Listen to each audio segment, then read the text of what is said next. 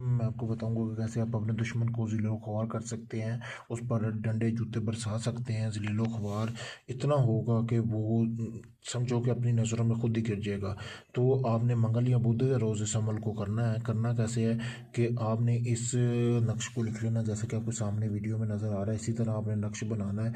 नक्श आपने बना के आपने कोरे कागज़ पर नक्श बनाना है, ठीक है। नक्श बनाकर आपने कोई किक्कर होता है ना, जो कांटेदार दरख्त होता है, उसके साथ कांटे लेने हैं। कांटे लेके आपने नक्श के दोनों तरफ चबो देने हैं, ठीक है। फिर आपने 7 मरतबा ये मंत्र पढ़ना है, जो आपको सामने वीडियो में भी नज़र आ रहा होगा। ये देख लें, मैं आपको जूम करके दिखा रहा हूँ मेरे भाई। तो ये मंत्र पढ़ना है। पढ़ने के बाद आपने जो है आपने फिर एक बोर्ड ऐसा देखना जो बहुत पुराना बोर्ड होना चाहिए, यानी कि इतना पुराना बोर्ड होना चाहिए कि उसकी दाढ़ी निकली हो, ठीक है। आप देखेंगे तो आपको पता चल जाएगा। तो उस दाढ़ी के साथ आपने ये तवीज़ बांध आना है लाल रंग के कपड़े में डाल के।